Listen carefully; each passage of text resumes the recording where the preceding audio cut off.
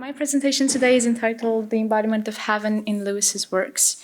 It's part of my research. It's actually a broader chapter, and I'm focusing on many of Lewis's works, but today I'm only presenting The Embodiment of Heaven in Perelandra. So not to be deceived by the title. I have an opening line from T.S. Eliot. I heard there are many T.S. Eliot fans here, and I think it's very interesting for our discussion. In my end is my beginning. Because I'm talking about heaven, and heaven means that you have to go through death to reach it, then I think we should all think of heaven as a beginning, not as an end. Well, I really like this paradox about beginning and ending. The aim of my presentation is to show how C.S. Lewis embodied this concept of heaven in literature, and more exactly in Perelandra. First, I'm going to talk about heaven from Lewis's perspective, then about the relationship between heaven and art. Then I'm going to offer 3 images of heaven from Perelandra and draw my conclusions. Okay. All right. Some reflections on what heaven is, according to C.S. Lewis. We have heard today many talks, very interesting talks about, which also included joy, the concept of joy. And we remember from Surprised by Joy that was a thing which followed Lewis throughout his life. Before he converted to Christianity, it was something very, very present and important in his life. And he defines joy as an unsatisfied desire, which is itself more desirable than any other satisfaction. Continuing, I call it joy, which is here a technical term and must be sharply distinguished both from happiness and from pleasure. Joy, in my sense, has indeed one characteristic and one only in common with them, the fact that anyone who has experienced it will want it again.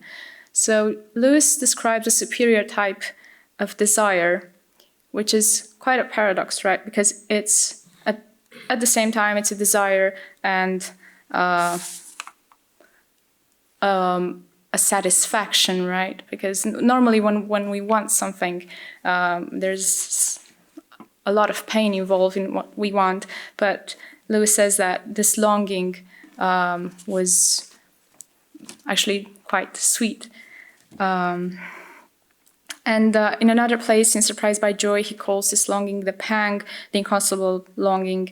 So there's also the idea of pain here, but at the same time of pleasure, but it's not pleasure. So it's something kind of out of this world, right? Because we talked a lot about things which are out of our reach, out of this world. So even in Surprised by Joy, he makes some comments about this desire in himself, which he doesn't recognize as being earthly, right?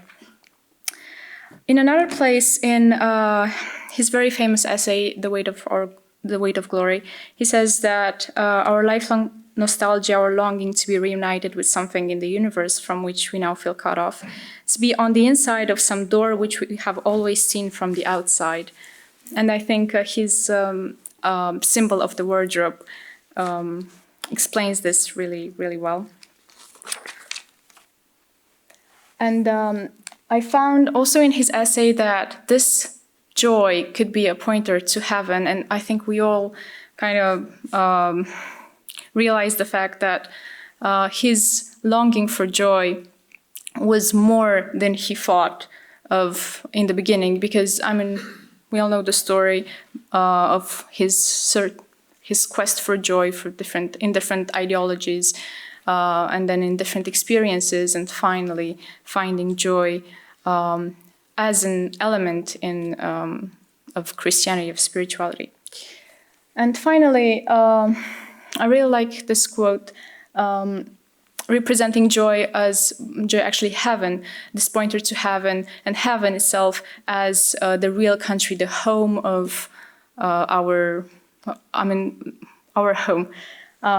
Returning at last from exile in desert lands into our own country. Now, a few reflections about the relationship between heaven and art, and how this longing for heaven could be represented in art. And I begin with the quote of Nikifor Krajnik from his book, The Nostalgia for Paradise. Nikifor Krajnik is a Romanian apologist and theologian. He has a very splendid book called The Nostalgia for Paradise, in which he claims that the entire human creation is born out of the nostalgia for paradise.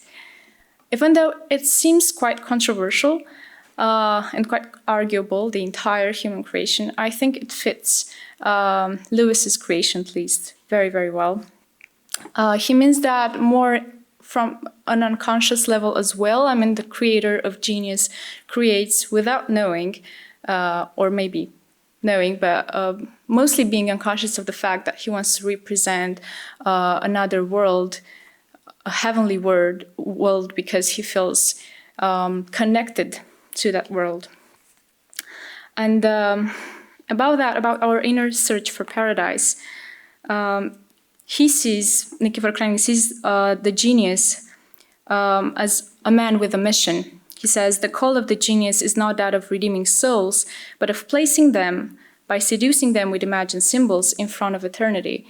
I really like his perspective on art and on the mission of the literary man, or of the artist in general, because it goes really well with some other perceptions, Lewis's too. I have a quote from The Great Divorce.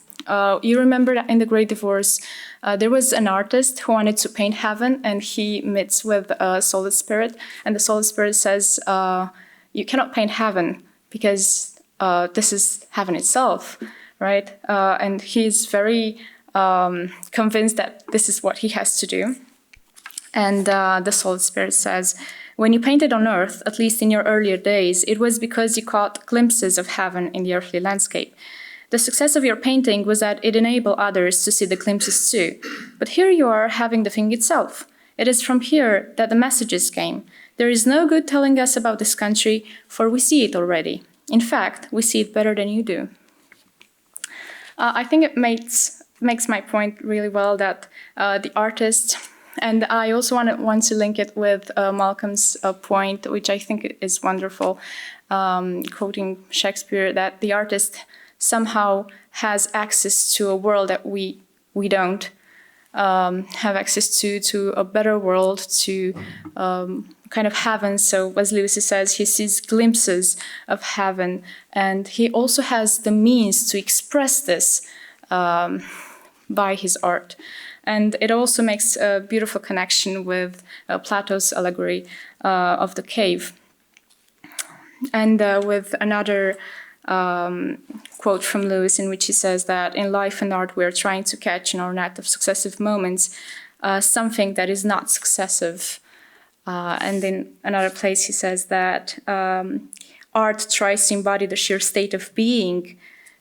And I find this quite amazing, that art tries to capture a state and not a successive moment. So art kind of has this quality of making us sit and reflect and think about life in general, and think about our mission and our philosophy. And I just remember a quote from the Screwtape Letters, in which Screwtape tells Wormwood that he has to keep his patient away from having this time of really focusing on his life and really thinking of the big questions of life. He has to give him a lot of thoughts and put him in a lot of successive events in order for him not to have time to get preoccupied by higher subjects. To finish off with this theme, in Lewis's essay on Free Ways of Writing for Children, he has this amazing sentence. He explains that there are two kinds of longing. The one is an ascesis, a spiritual exercise, and the other is a disease. The ascesis is the longing for better worlds, right, for superior types of existence. And the disease, he explains that the longing that realistic stories, let's call it like that, provoke in terms of if their subject is about money or about luxurious places or about earthly things, then people are going to long for them, and then they're going to be frustrated because they cannot get there. But if the effect of a story is to create the longing for heaven, then we know that we cannot achieve heaven here. But at the same time, it opens us up for a higher spiritual existence and experience. Now let's see how this longing and how this image of heaven is actually embodied in Perelandra. And I'm going to offer 3 images of heaven, what Lewis imagined as being heaven, how heaven could be depicted. And I'm sure many of you are acquainted with Perelandra, the second book of the Ransom trilogy, in which Lewis describes his voyage to Perelandra, Venus, where he finds another Eve, right? An Eve which did not fall, so a pre-Adamic world. And by doing this, he reenacts the myth of the fallen man. And he actually imagines a very interesting moment, which I don't think many people have thought about that, at least not many authors. This is why he's so special. But anyway, he reenacts the myth of the fallen man, and he imagines that moment before the fall. And he actually constructs a feminine heroic, which is quite impressive. So in Perelandra, the first image that I'm going to talk briefly about is heaven as the perfect harmony. It's a perfect harmony between creator and created, between nature and people. It's an uninterrupted communication between the creator and the created. Nothing is hidden. Everything is right there in the open for everybody to enjoy. And I have a very interesting quote from here. But other world was older than ours, she said. How do you know that? Asked Ransom in amazement. Maladil is telling me. Just like that. Maladil was a symbol for God. And I was really struck by this, by how Lewis imagined this communication between God and its people. This communication takes place in our thoughts, in our mind, and it's uninterrupted. Everything takes place within us, so it's inner. But at the same time, it's something it's a quite protective feeling that we are protected and knowledge is offered to us.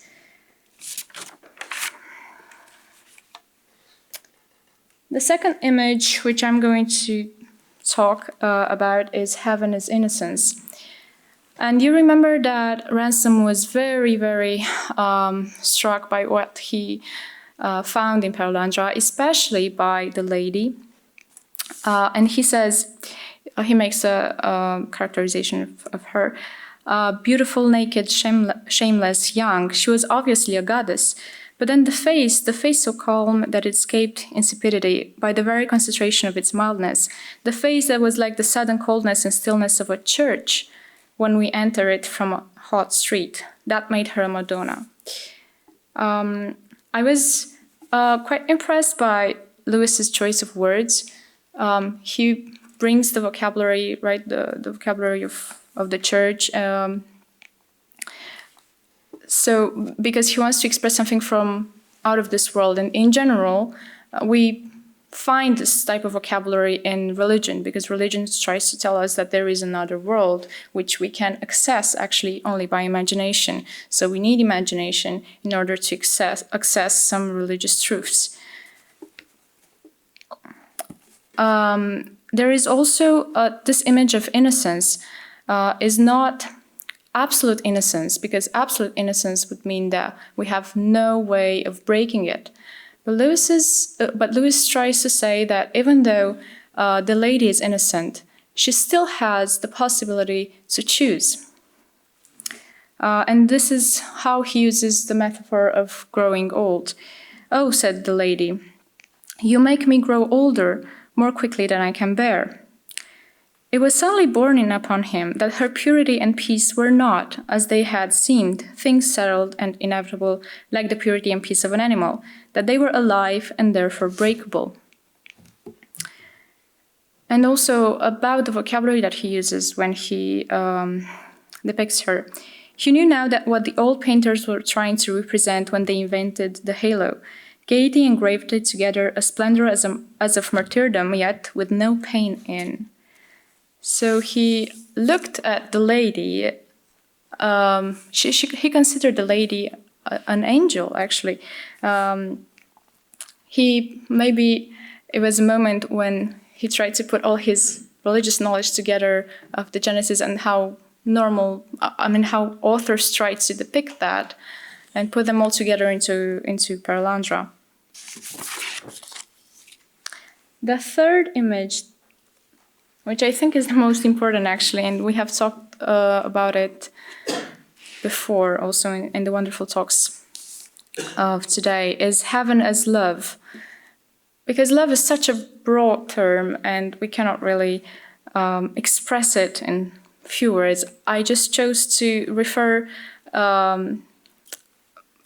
of love just as obedience, because Lewis makes a big deal out of obedience, and one of his best themes is obedience, and how love is expressed through obedience, and how we can revert maybe the original sin by obedience, because the original sin of disobedience may be reverted by by obedience. And he has two quotes that I'm going to bring to your attention. The first one is from a conversation between the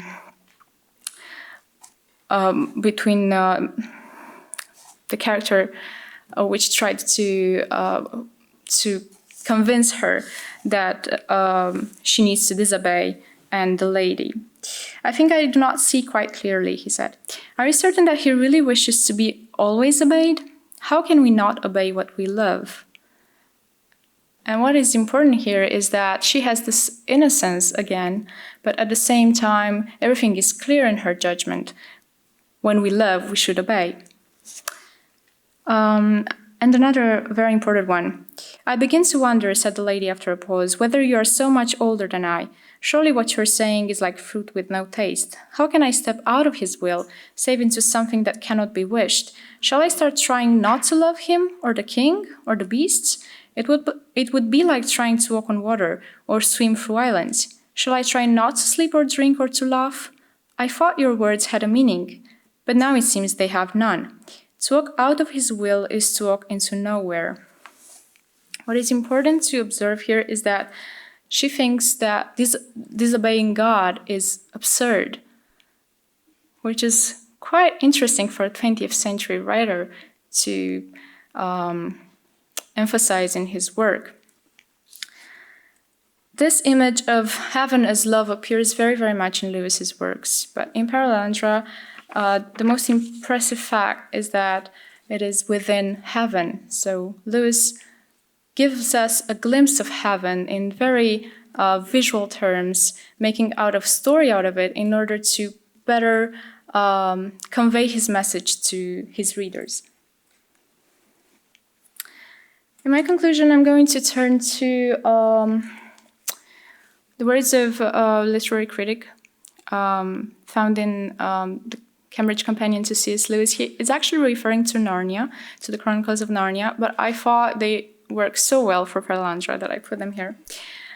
He says that Paralandra represents an ascesis, a spiritual exercise. They are a kind of training in how to long and what and whom to long for. And just a brief observation about this word ascesis, because it is used very much in the Orthodox Church, the one that I'm part of, very much during the Lent, the Christmas Lent or the Easter Lent. And people should make an ascesis by fasting, and also monks or people who want to do more than that should get a little bit less sleep, less food, so they should sacrifice something for God. So this word in our church at least, represents sacrifice, but also death. Because when you sacrifice something, you die a little bit in order to be born again, in order to be alive in another form, right?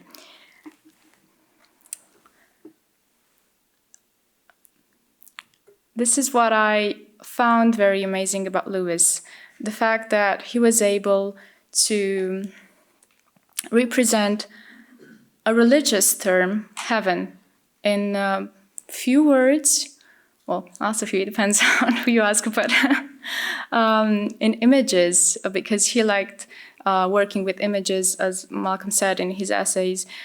He describes that Narnia started from images.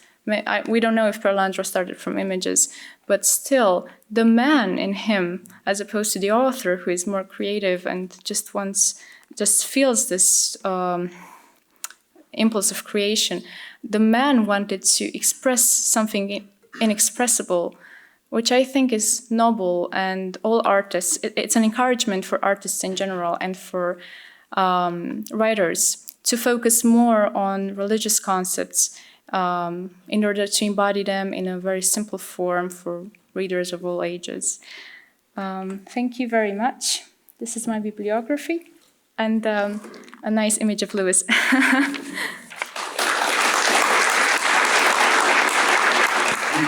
You talk about longing and almost the nostalgia for paradise. Does that, maybe both of you and anybody wants to chip in, but does that very human sense of longing for something which we know Hugh Lewis covers in a lot of ways, with presentation of heaven that he gives in his work, does that longing cease once those various images of heaven arrive, or does the longing continue in a slightly different way? That's a very good question. Thank you for that. I think it actually increases, right? When we start imagining heaven as it could be, as it will be, maybe, I think our longing increases. But the thing is that now we know the direction in which it goes, and it's not out of nowhere, right? I mean, Lewis didn't really know anything about his longing. He didn't know what it was. He didn't know what it was trying to tell him. And after he became a Christian, I think he was very good in reconciling all of these pieces together. And I think that while he was writing Perelandra and all of his other works in which he talks about heaven, especially Narnia, I think he wanted to go there more, because it was so wonderful that you want to go there. But maybe the torment and the feeling of pain diminished in the sense that he knew that he was going to go there sometime. Partly a comment, partly a question. I'm wondering what the panel think. Sitting with Malcolm saying around here, Perelandra is his favourite book. I know that Lewis considered Till We Have Places to be his best book. Perhaps that was because in his mind it was a distillation of his thought in its pure form, maybe his ultimate goals, whatever. A line that's sticking out to me is the line from Perelandra: to walk, journeying, to walk out of his will is to walk into nowhere. I love these sort of conversations for its sense of distilling everything that maybe even happened today. The idea of longing, of homesickness, of wanting to do something, the practical, love in action, and even, where art has something practical to offer and engaging people. Ross, brilliant. And literally engaging people into your art, to be part of it, to be part of the story, the ongoing nature of it. And Lewis draws us into it. What are your thoughts of that? Thank you for that. I also felt, after I read Perelandra, that this is the best book I read of Lewis, because it really stirred my imagination, and has such beautiful images. So the question was, sorry, it was. The idea that Lewis is trying to embody us to be part of the journey ourselves, rather than just telling stories. Yeah, okay, yeah. Encouraging us into the story. Yes. Yes, this is a very good connection with what I said about the artist. And there are multiple views on the artist and on his mission. But I think Lewis really goes with this view that I mentioned. And Nikifor Krajnik tried to put it in a whole book of cultural apologetics about the fact that the artist creates out of this nostalgia for paradise, and he is enlightened by God, actually. And I really believe that some artists really succeed to talk to people, to communicate through ages and ages, and the same message, which is actually for all of us, and it's the same, even if our conditions have changed, spatial conditions, material conditions, the human condition is the same. So the messages that are the most powerful in literature are the ones who appeal to this human condition. And I was thinking a lot about Dostoevsky, and Krajnik talks a lot about him too. He's one of his favorites. And he's writing in the 19th century, and his ideas and thoughts are still very much appreciated nowadays. So think about Dante, think about Milton, who have imagined also lost paradises, right? Or these myths, the embodiment of these myths in literature. It must be something about these writers, the reason for which they are still read today and commented upon. So I think that these writers who try to appeal to the imagination and to